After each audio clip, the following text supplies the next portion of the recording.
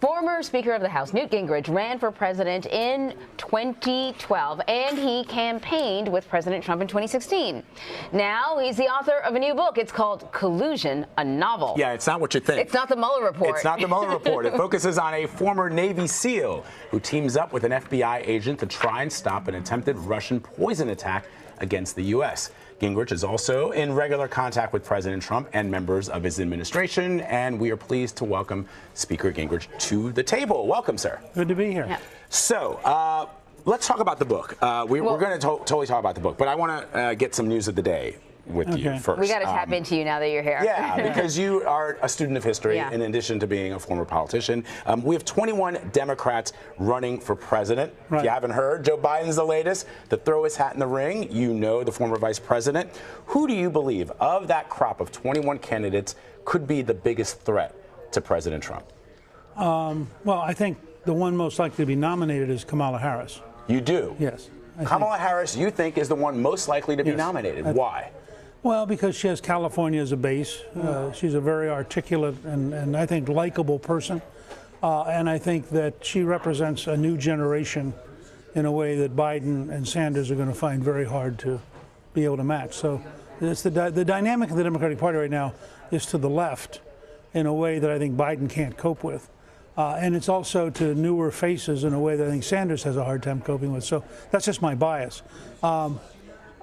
My guess is if you had a theoretical presidential race game, that probably Buttigieg, the mayor of South Bend, would be the most dangerous opponent. Because? Well, he's from the Midwest. He's a mayor of a small town. He has no particular public record.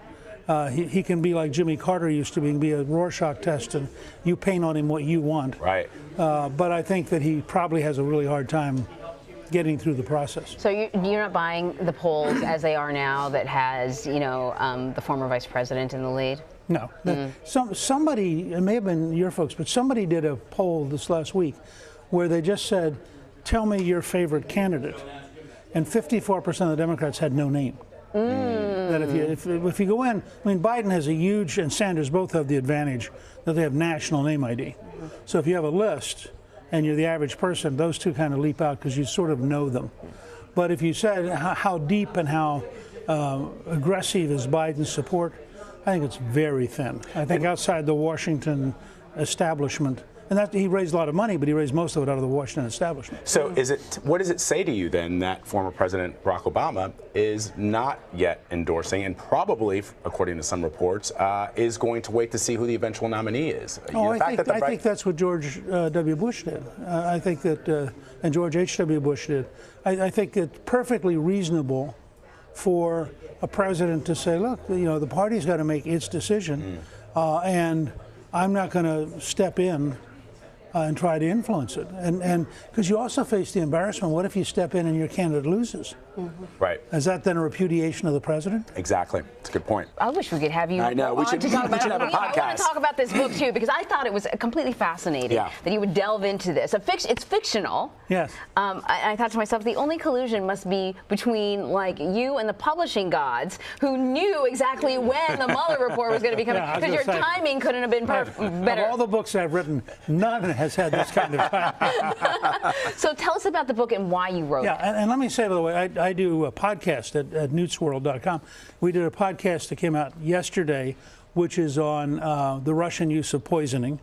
And we're doing a podcast next week with 2 Army combat doctors on the challenge of opioid addiction and the treatment of pain. And so both of those fit into the book. The book is really designed to say 3 things. One, there really is Russian efforts to penetrate our society. I mean, the top-ranking anti-spy person in the FBI was a spy for the Russians for 20 years. I mean, so Mueller may say there was no collusion with Trump, but let me tell you, there's a lot of real danger with the Russians, and we should not lower our guard. Second, the Russians have this weird national fascination with poisoning. They do it often. Yeah, they do. And they've been accused of it. And they do it so you know it.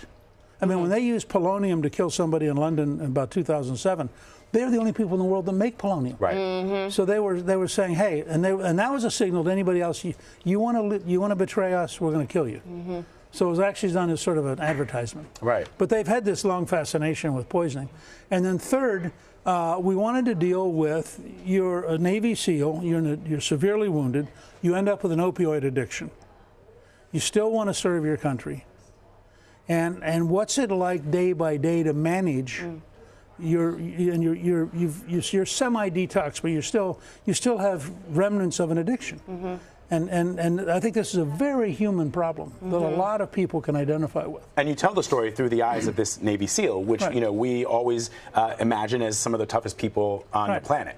And they're dealing with the struggle that is laying waste to a Navy SEAL the same way it might lay waste to somebody who's from a town in West Virginia. Because it turns out if you're truly addicted, you're truly addicted. It's and so I think it's weaving those together is really a helpful way to get people to see the world differently, but to do it, in a novel where it's fun and it's interesting and you stay up turning the pages because you want to know what's going to happen next. Yeah. Do you tell the president, is he aware of what you just told us, which is that the Russians continuously use poison? Because when intelligence agencies, the 17 that have said that the Russians are still trying to tamper with our elections, the president seems to be dismissive of that. No, I don't. There's, in fact, an entire project in the executive branch to take the Russians on about elections, but it's deeper than that. We're going after the Russians in Venezuela. We're going after the Russians in Ukraine. President Trump has done more to impose sanctions on Putin than Obama did. But the Congress has. No, the president has too. I mean, we've gone after the oligarchs, and we've cut off people who can't travel now, and they can't do a whole range of things. But he's still, what people want to hear is tougher talk when it comes to Putin, and he still seems to sort of waffle on that. Yeah, I think that well, first of all, I think he knows that Putin is the only person that matters in the entire Russian system. And he would like to find a way, for example, to talk him out of Venezuela and talk him out of Ukraine. So he does the same thing with Xi Jinping. I mean, he knows that the Chinese are doing a whole series of bad things.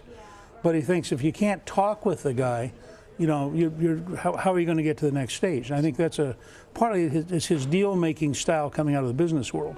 Are the Russians, though, known for sitting in a room? President Trump, and part of the reason why a lot of people supported him was he said, look, I'm a deal maker. I will sit at the table with somebody and we'll hammer it out. But it strikes me now, after 2 years, that some of these despots and dictators and authoritarian leaders may do that at the table, but that's not really how they play the game. They don't play the game that way. Right. I mean, there's no evidence right now, for example, that there's any deal you could make with Putin about Ukraine.